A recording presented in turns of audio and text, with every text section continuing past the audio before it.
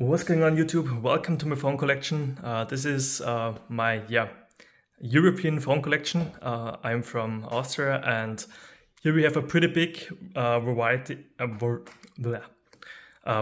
of different phone manufacturers which are sold here. And since I'm an app developer, I started collecting about a year ago. And all of these phones are actually working, and I use a lot of them from time to time for stuff like app testing or testing websites and stuff like that. So let's start off with Samsung right here. The first phone right here is the Samsung Galaxy S5 Neo, basically a slightly cheaper variant of the S5 that came out a year after the S5. Speaking of the S5, that's a Samsung Galaxy S5. I actually rooted this one because it only has 16 gigabytes, and you can't really move most apps to the micro SD without rooting. So I rooted mine. Then after the S6 came a big jump in Samsung's product. This is a Galaxy S6 right here, and the build quality improved massively. And they also introduced the Samsung Galaxy S6 Edge with the Edge display right here. But other than that, it's pretty much the same phone. Half a year later, here in Europe, we didn't get the Samsung Galaxy Note 5. Instead, we got the Samsung Galaxy S6 Edge, which basically is just an S6 that's slightly larger, an S6 Edge, I mean. And for some reason, they removed the IR blaster. So as you can see, there is no IR blaster for controlling your TV or stereo or stuff like that. However, the regular S6 Edge still had that. So kind of interesting trivia. Unfortunately, one of the things that sucked about the S6, even though it was a really awesome phone, was the battery life. And with the Galaxy S7, they pretty much fixed it by making the phone slightly larger. And they also brought back micro SD and made the phone water resistant, which is pretty cool. A year after that came another really big jump for Samsung with the Galaxy S8. That was the first Samsung phone without a home button and this really huge and beautiful edge-to-edge display with awesome screen-to-body ratio. Really liked this phone. A year after that, they pretty much made a slight update to the S8 and released the S9. If you're wondering why there is no Samsung logo here, it's because I replaced the battery on this phone, and unfortunately the back glass cracked at the time. And so I got the cheap one off AliExpress. Speaking of glass, unfortunately the back glass on this S9 Plus here broke. I bought it like this, and I'm right now waiting for an AliExpress delivery, so I can replace it in a few days, hopefully. After the S9 came the S10, which I unfortunately don't have. However, I have the S10e, which is probably the coolest phone of the S10 line. Basically the same phone, same internals, same processor, only a good bit slower. And they also dropped the telephoto camera, the 2x zoom, and instead of the not that great first generation in-display sensor, they used a regular side mounted one. And since I'm in Europe, unfortunately, I have to live with the Exynos version, and with the S10, man, the Exynos version of the S10 kind of blows. But we didn't always get the Exynos versions. This here is a Samsung Galaxy Note 3, and even though Samsung also made Exynos versions of their older flagships, like the Galaxy Note 3 here, for some reason here in Europe we still got the Snapdragon version. And this phone came with the Snapdragon 800, an awesome chip at the time, the first SoC, I think, in a phone that could record 4K video. And that was in 2013, which is wild in my opinion. And I got another one. This is actually the second phone I ever owned. I bought that when I was 14 with my own money. And as you can see, it's been used and abused, but it still works. And it's actually right now running an Android 10 Lineage OS custom ROM, because these old Samsung phones are also great for custom ROMs and routing and that sort of stuff. Going on here, after the Galaxy Note 3 came the Note 4.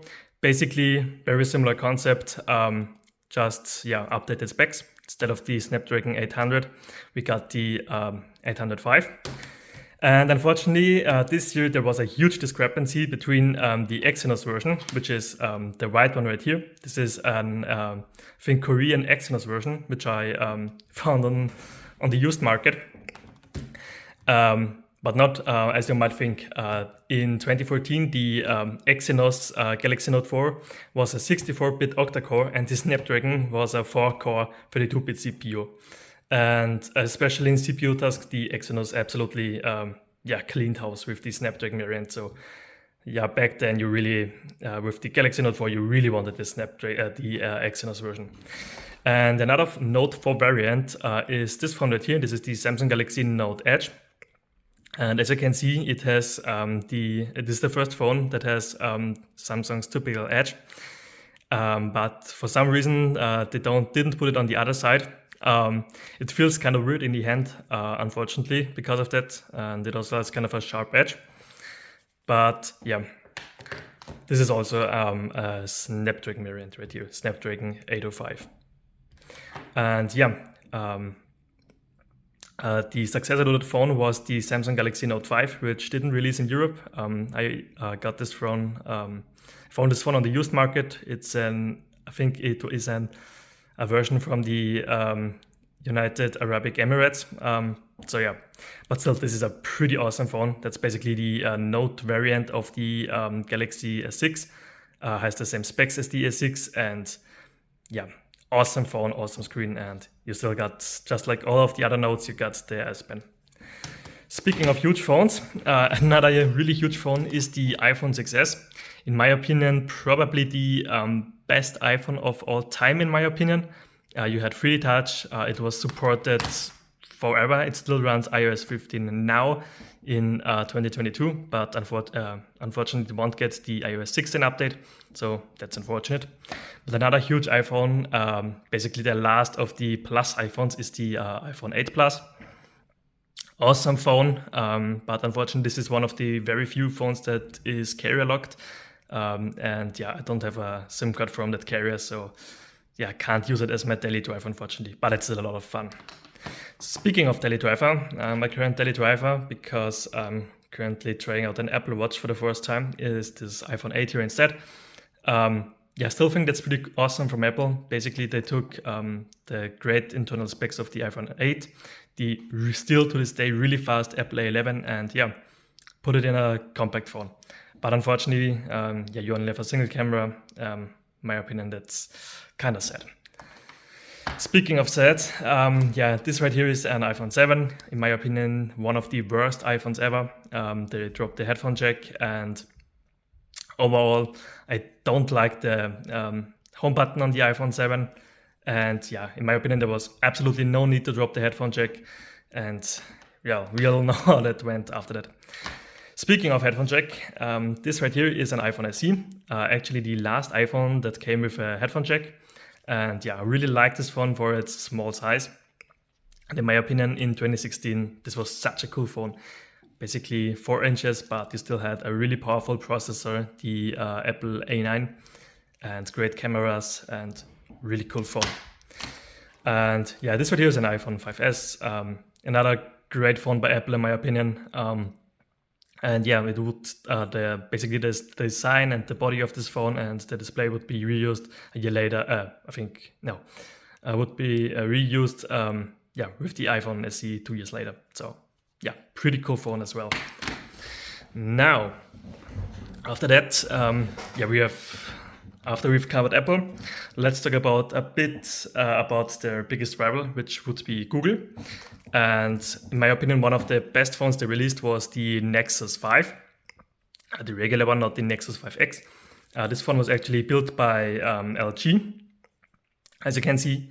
And yeah, it was a really cool phone. It got you the awesome Snapdragon 800, the really powerful chip from 2013 for only $300. And also, this was one of the first phones, I think, that supported wireless charging. Even though this phone is from 2013, yes, it supports wireless charging, which is pretty cool. Unfortunately, 2 years later, with the Nexus 5X, which is sort of a spiritual successor to the Nexus 5, they dropped that feature again. But they gave you a more powerful processor in the Snapdragon 808. Unfortunately, this phone only has 2 GB of RAM, and for that reason, yeah, it kind of, and with Android 8 and today's bloated apps, yeah, this phone can get pretty laggy from time to time. Another phone that released alongside the Nexus 5X is the Nexus XP right here. I'm still using this phone a lot for app development and stuff like that because it's quite fast and runs Android 8, and yeah, pretty cool phone. This was actually, if in case you didn't know, this was built by Huawei. That uses the Snapdragon 810. Pretty controversial chip because the Snapdragon 810 phones tended to overheat. And many say Qualcomm fixed that in the next year, but yeah, in my opinion, the Snapdragon 820 had the same issues. Anyway, the successor to the Nexus line was then the Google Pixel line, and this right here is a Google Pixel 1, or as I call it, the Google Pixel 32 gigabytes, because it is the only Pixel, I think, with 32 gigabytes. Also, keep in mind, if you still got one of these phones, absolutely keep it, because in case you didn't know, you can still, to this day, make unlimited free backups in full quality in Google Photos with a Google Pixel 1.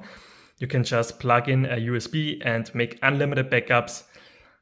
This was one of the promotions for the Google Pixel phones at the time when they released, and yeah, it's still around today. But other than that, great phone. One of my favorite phones from the Snapdragon 8 with the Snapdragon 821. And here I also got the Google Pixel XL, basically in black right here. More or less the same phone, just larger screen, larger battery. Well, that can't be said, however, for the next 2 pixels. This right here is a Google Pixel 2 XL, and this was made by LG. And yeah, as you can see, a really large screen, pretty nice screen-to-body ratio on this phone. And yeah, the Google Pixel 2, the regular one, yeah, looks quite different. I mean, look at these bezels right here. This was actually made by HTC, and yeah, HTC at the time wasn't doing so hot. And another Google phone I got here is the Google Pixel 3. I picked this off pretty cheap on eBay because it had a broken back. But I managed to repair it myself, and yeah, still use this phone a lot for development, since it's one of the few phones I own that can run Android 13. So this one gets still used a lot for my app testing purposes. Because believe it or not, Android 13, at least for my app, changed quite a few things. But yeah, these were 3 pretty boring brands up until this point. So yeah, let's throw some other cool brands in. You may not know, or at least that they make phones. One of them would be Asus. And this right here is an Asus Zenfone 3 Deluxe. And this was a pretty unlucky buy because there are actually 2 different Asus Zenfone 3 Deluxe. One of them has a Snapdragon 825 and an LCD screen.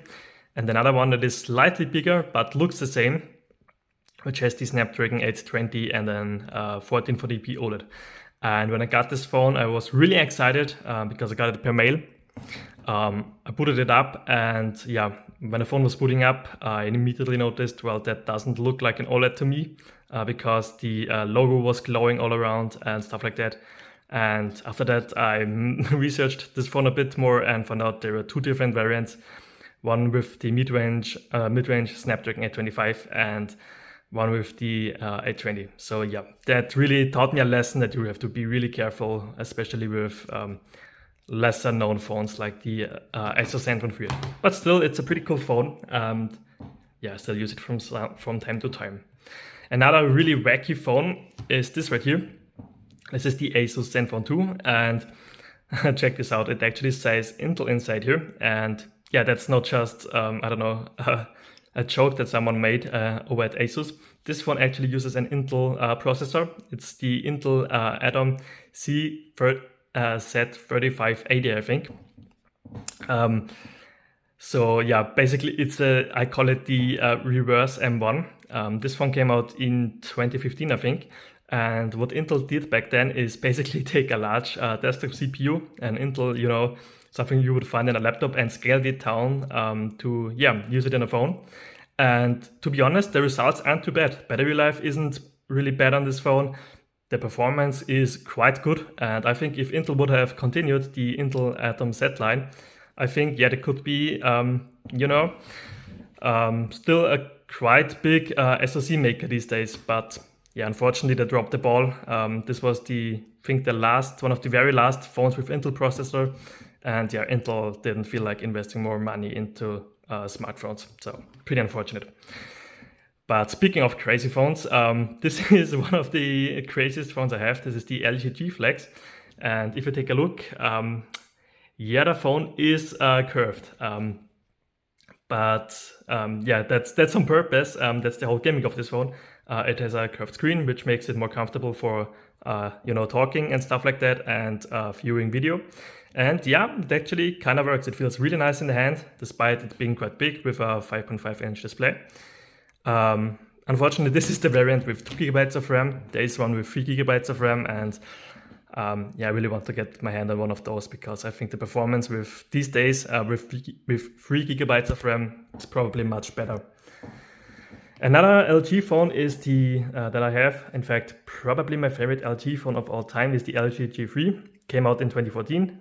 This phone has really everything. You have a removable back to change the battery. You have wireless charging actually on this phone, which is pretty cool for 2014. You have an IR blaster, you have micro SD, you have a really nice speaker. So yeah, awesome phone. Probably, in my opinion, the best phone from 2014 that I have. The success, however, didn't change all too much. This is the LG G4. Unfortunately, they dropped wireless charging with this phone, and yeah, but still, it's a pretty nice phone. The LG G4. After that, there came the LG G5, where they went kind of crazy. Still has IR blaster and top tier specs. This has the Snapdragon 820 because it came out in 2016. And check this out.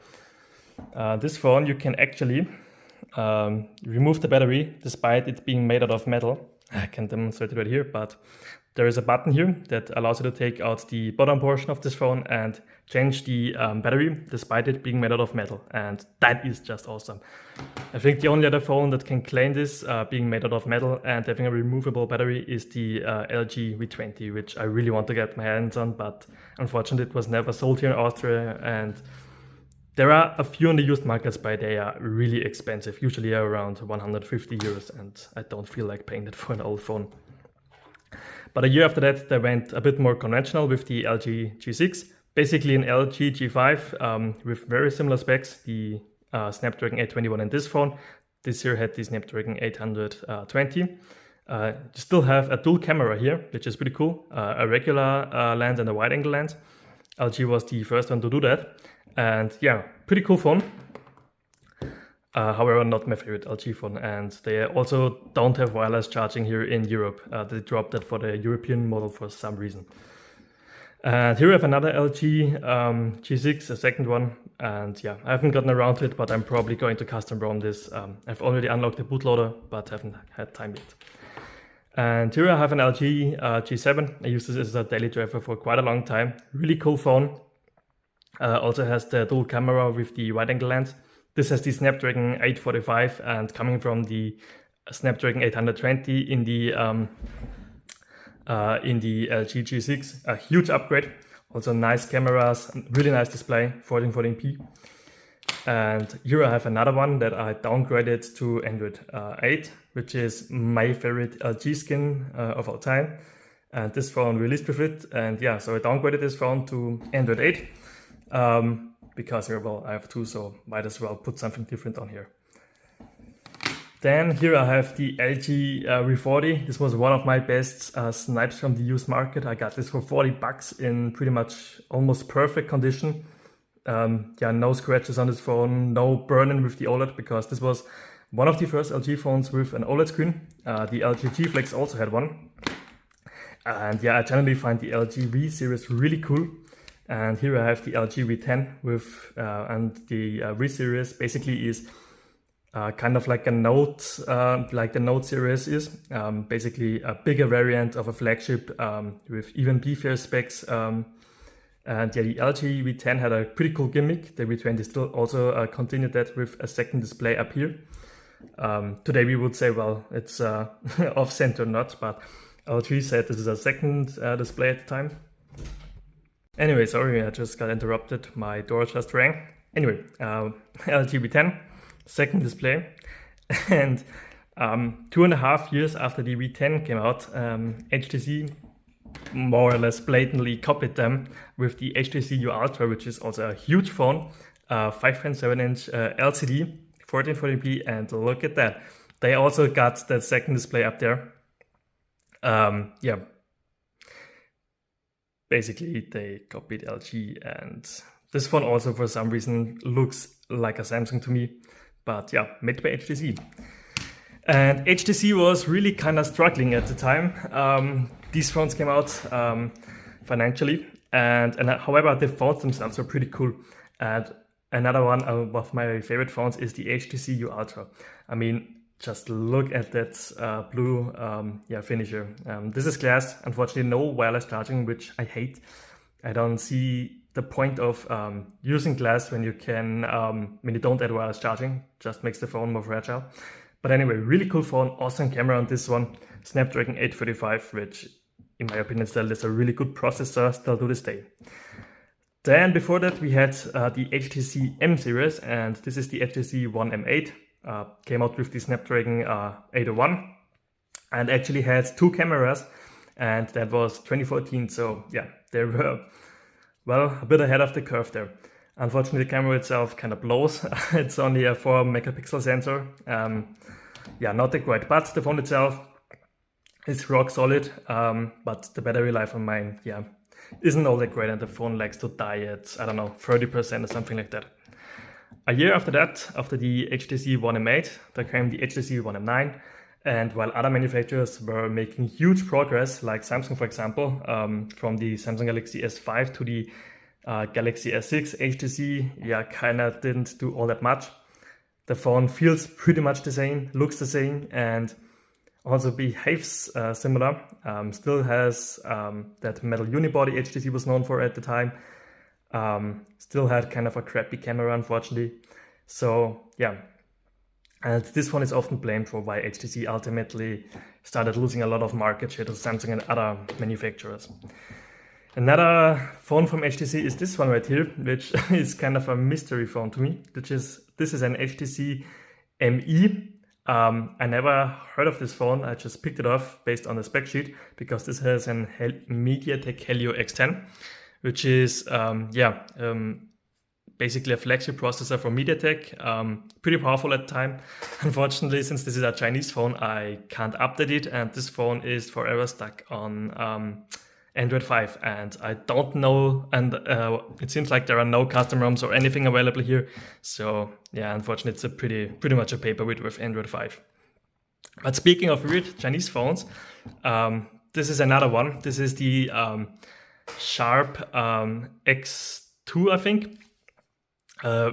This phone it says Sharp, but however, it is manufactured by another manufacturer, Leöko, and it has really weird software, was only sold in China, and there's basically no information about this phone online.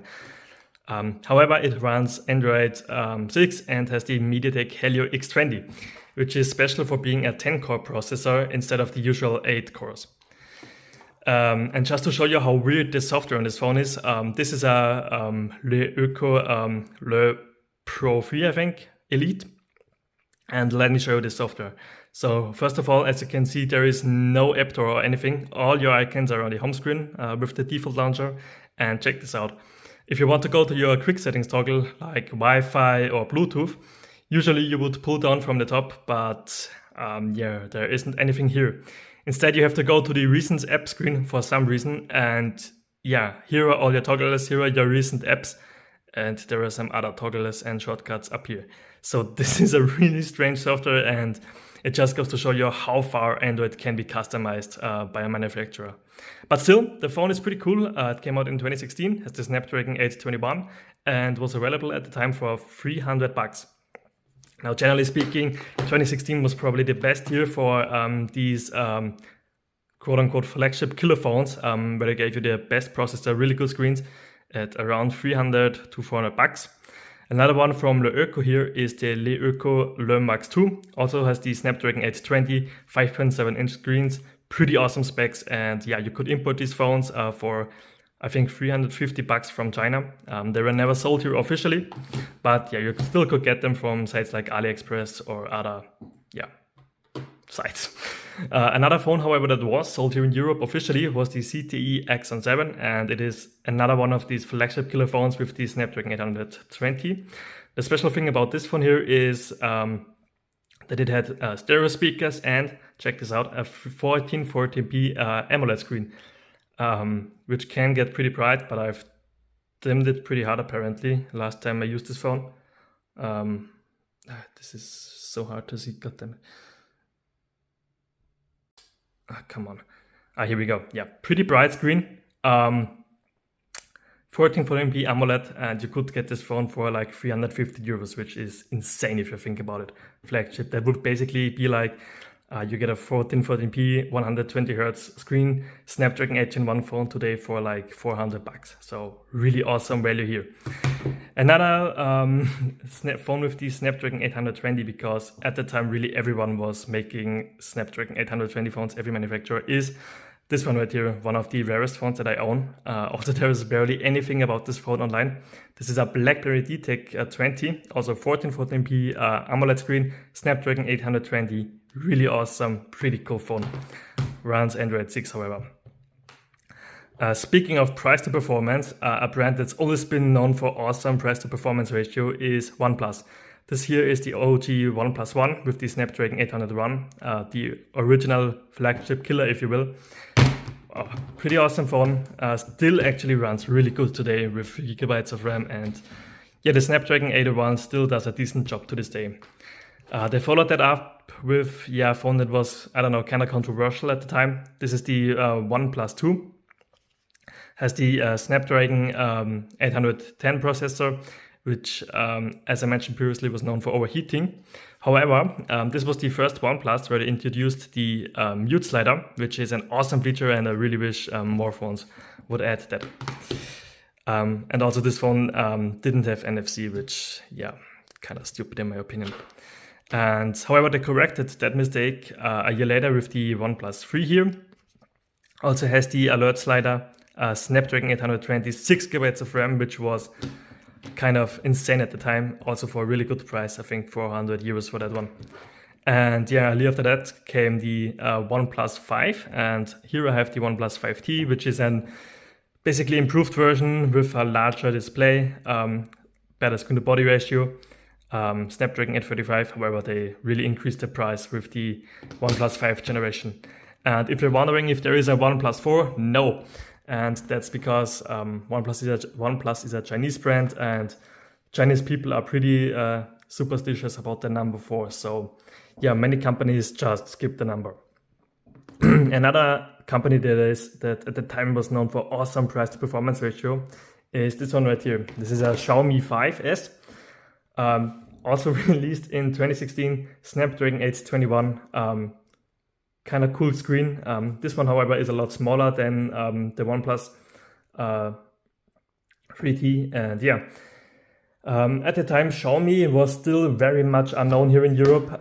You had to import these phones directly from China, and they only became popular a few years later. And one of the first phones that made a bit of a splash here was the Xiaomi Mi Mix, and this is the successor to that.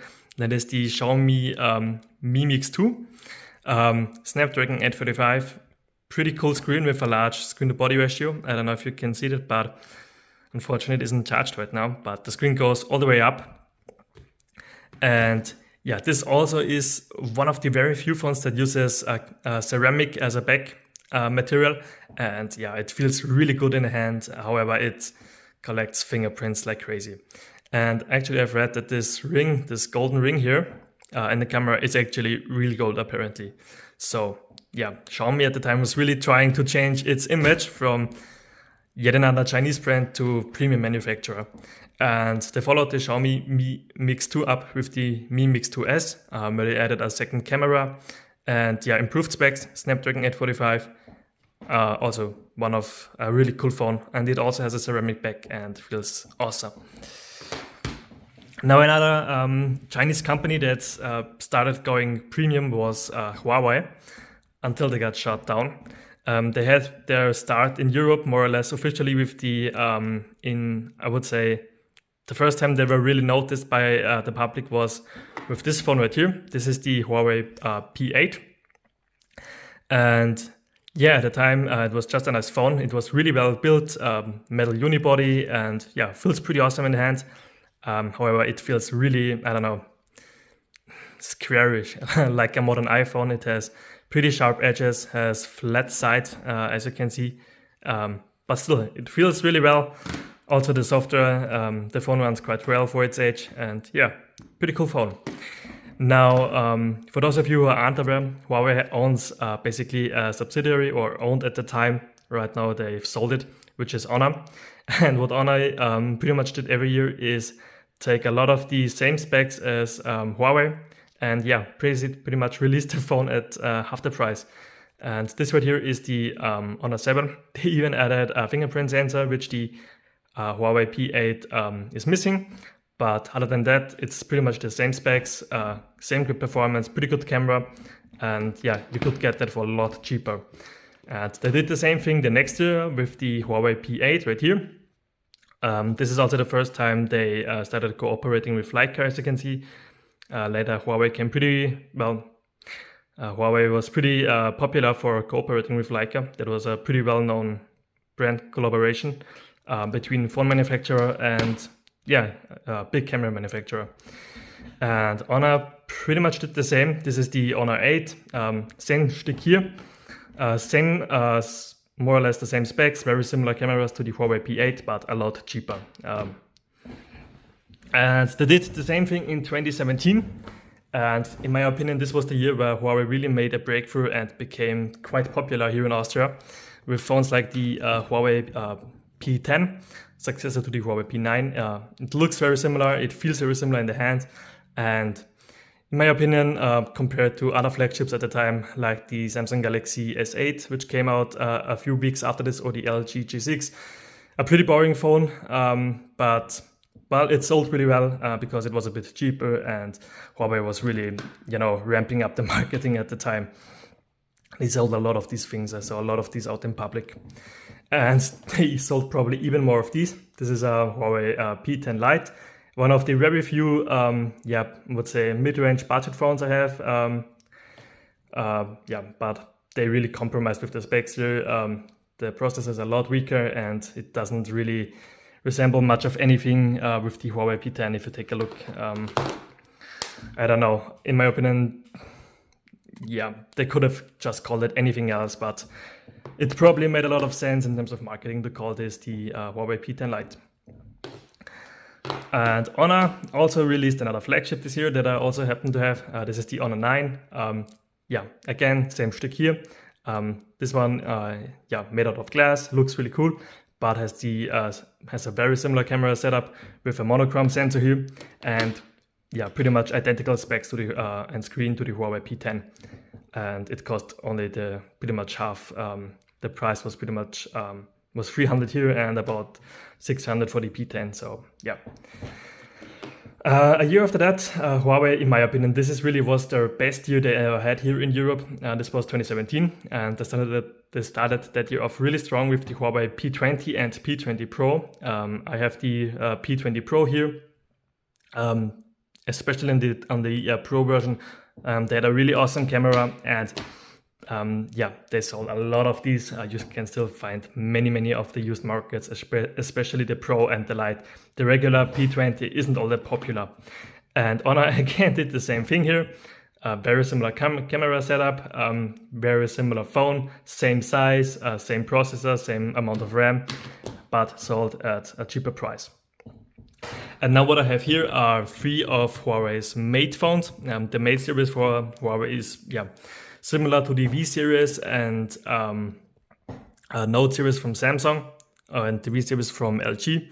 Basically similar phones, bigger. However, Huawei, in my opinion, does things a bit smarter. They also release these phones in autumn, usually at, October and November. However, they always have, well, let me explain it this way. With Samsung, it's always that the Note phones get the same processor as the S phones. So the S phone, for example, the Samsung Galaxy S8 releases in let's say March of 2017 and gets the Snapdragon 845. And then a few months later, there comes the Galaxy Note 8, which is mostly the same phone, also Snapdragon 835, but larger screen, better camera.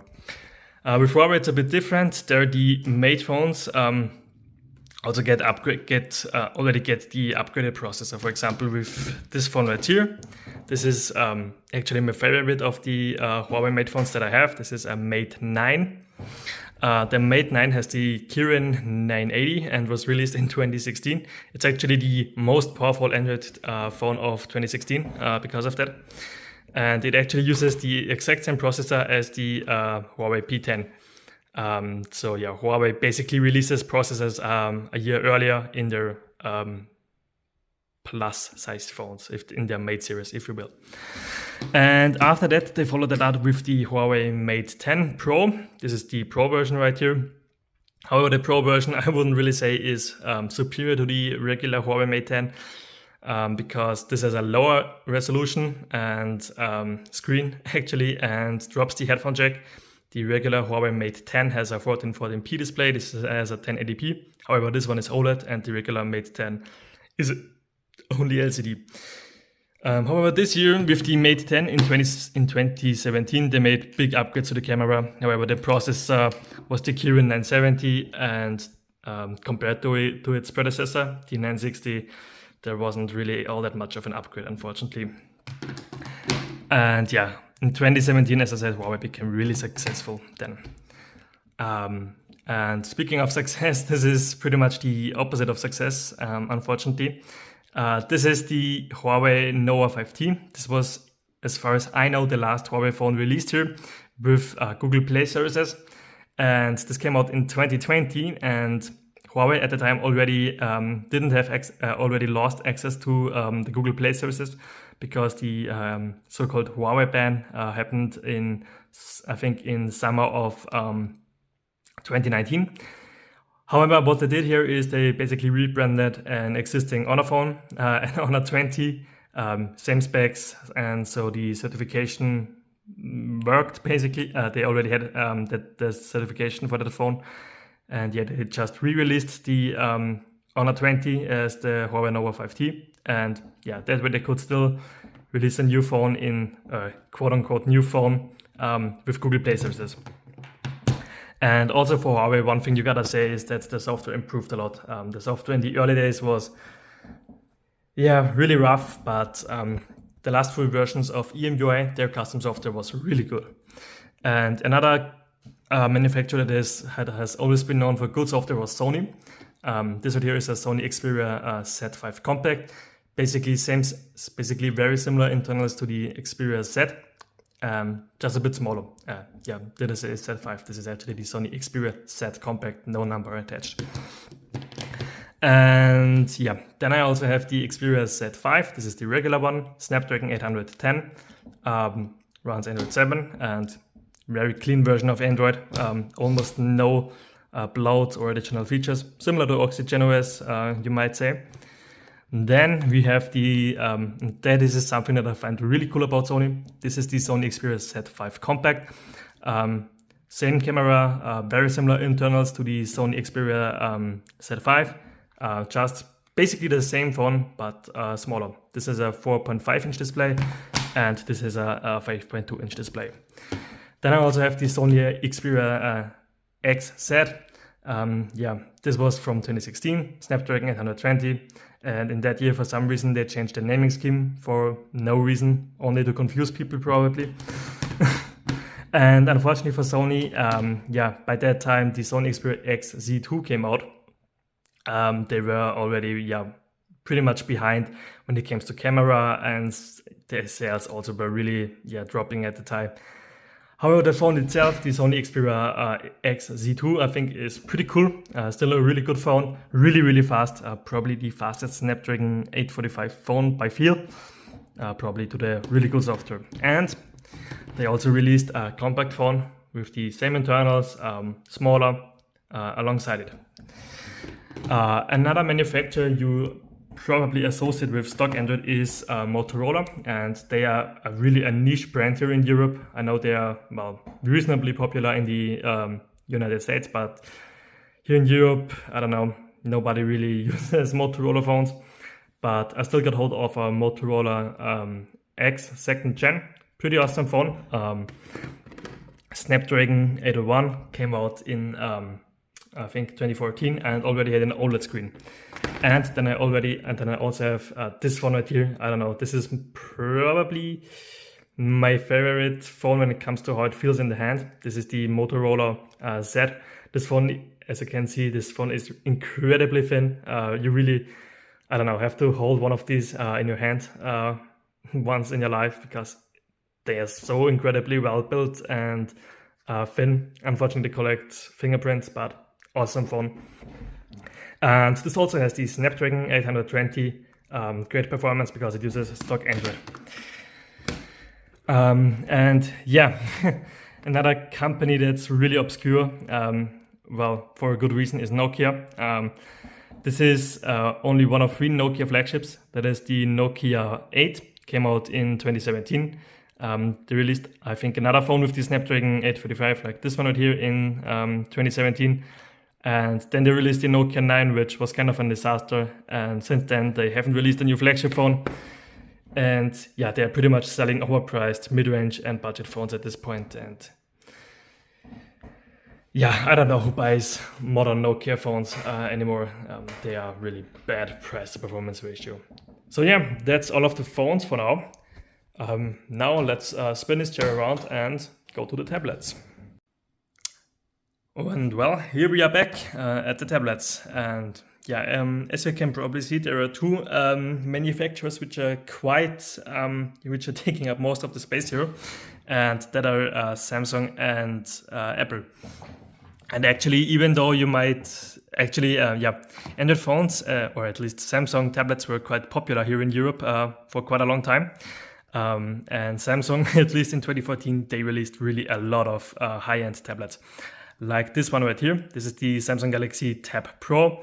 Came either with a Snapdragon 800 or an Exynos, I think, 5420. This is the Snapdragon version right here. Unfortunately, it only has 2 GB of RAM and stopped receiving updates with Android 4.4, so I custom ROMmed it and now it runs pretty well actually. Then Samsung in 2014 also released this right here. This is the Samsung Galaxy Note 10.1. This has a lot of internals with the Samsung Galaxy Note 3 we took a look at earlier, and it actually looks quite similar as well. Certainly the camera and the display right here, or yeah, basically these buttons right here look very similar to a Note 3. And this is one of the really cool features.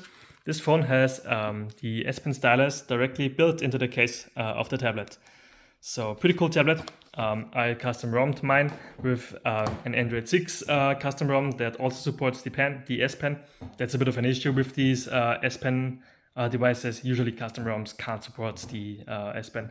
But yeah, this Android 6 ROM does, and I also rooted it to add a micro SD card so I can move apps to the micro SD, because this tablet only has 16 GB, and yeah, without a micro SD where you can move apps to, you really aren't getting far here. Same is true for this right here. This is the Samsung Galaxy Tab S. And what I really like about the Samsung Galaxy Tab S lines is that they always use an AMOLED screen. The Galaxy Tab Pro and Note right here use an LCD for some reason. And this is the smaller version with an 8.7-inch display, Snapdragon 800.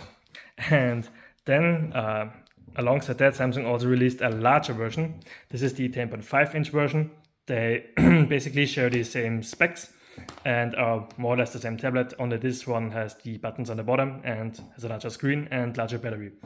And I also rooted both of these because they also have only 16 GB, and micro SD where you can actually move apps to helps a lot with that. Then after that, a year later, Samsung followed that up with the Samsung Galaxy Tab S2 line.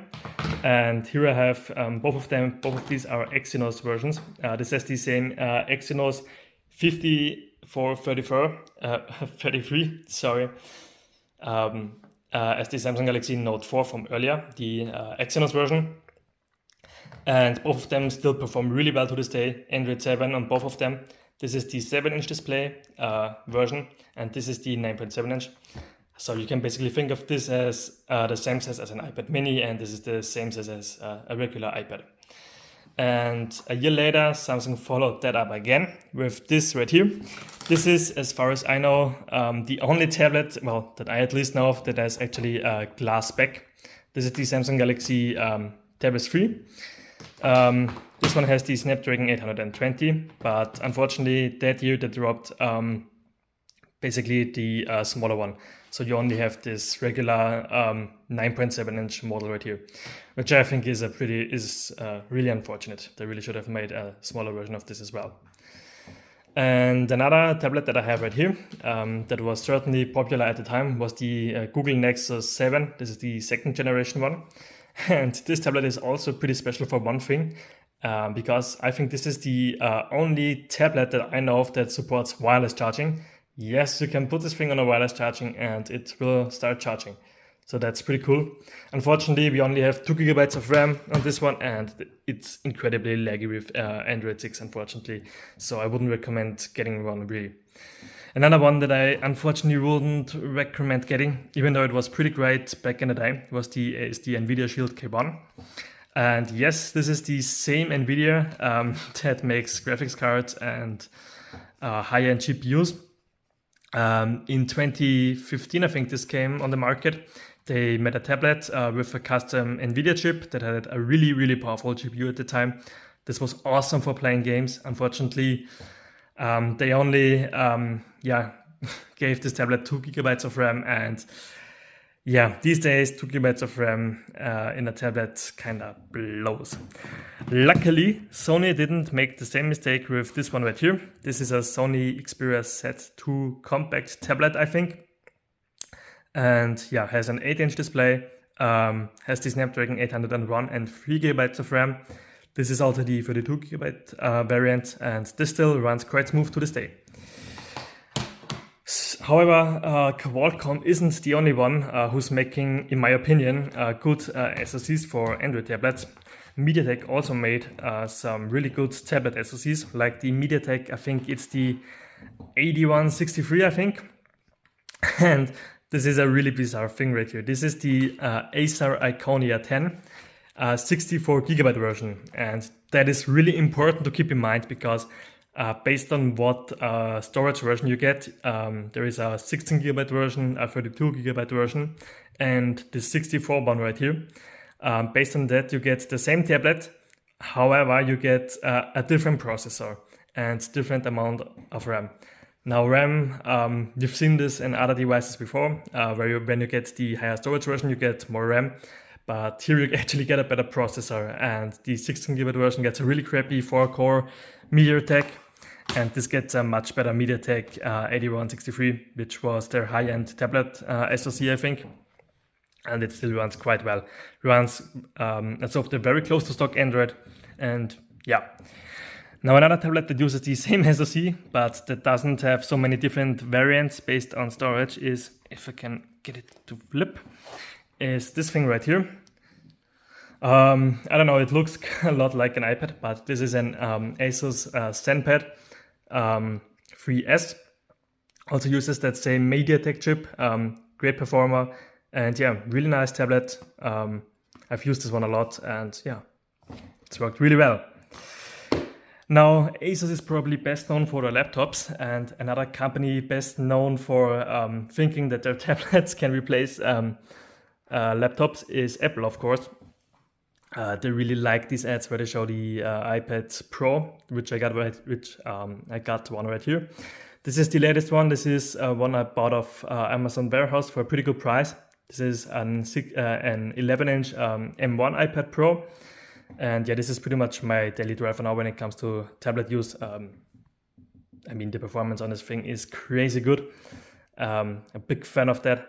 And yeah, right now my favorite tablet that I own, 120 Hz display. I mean, this thing is just awesome. If you're thinking about getting an iPad, I think the Pro is the one to get if you can afford it. Then I have another Pro right here, which I bought off for a really good price for I think $60 of the used market. This is an iPad Pro 2016, 9.7 inch, the smaller one, not the big 12.9 inch unfortunately, but it's still a really cool tablet. It uses the Apple A9X, but yeah, pretty cool iPad. Unfortunately, it's getting a bit laggy already, it shows its age, but still an awesome tablet. And this one would actually work with the older Apple Pencil. And here I have another iPad with 9.7 inch. This is a pretty basic 32 gigabyte iPad, I think iPad 6th generation, the basic entry-level iPad. And yeah, I got this for Christmas for myself. I got myself that for Christmas a few years ago. They sold it at a local supermarket, and yeah, I picked one up there for $300. So that's an awesome price at the time for an iPad. And another iPad I have is the 5th generation iPad mini. Awesome little device. Big fan of the small form factor iPads. I'm really not a fan of the 12.9 inch form factor. I'd much rather have an iPad mini. Okay. It's getting really hard to hold my phone for filming. But we still have 2 tablets left. And the first one is here, the Huawei MediaPad line. Yes, Huawei also makes flagship tablets. It's their MediaPad M line. Don't confuse it with the MediaPad T line. The T is cheap garbage. I wouldn't get one of these. That's Amazon Fire tablet level of crappiness for the Huawei T tablets. However, this is one of the M tablets, and one of my favorite features on the Huawei MediaPad M5 that I have right here is a desktop mode. This still is running on Android 9, unfortunately, no Android 10 or anything newer, but it has a quite powerful processor and a desktop mode where you can have different windows, and yeah, you can change into that mode with the quick settings toggles, and pretty cool. And this is another tablet. Huawei also makes smaller ones. This is the MediaPad M3, basically the predecessor to this tablet right here. And they made both, I think, a 10-inch version and an 8.4 inch, and this is the 8.4 inch. Love the form factor. These smaller tablets are ideal to put them in a backpack or something like that. And yeah, on a technical level, this is very similar to a Huawei P9 or Mate 8. And yeah, awesome little tablet. Yeah, big fan of it. So yeah, that's all the phones and tablets that I own. Yeah, it's quite a big number. But yeah, I hope you enjoyed this video. If you did, drop a like, and yeah, that's it. Bye.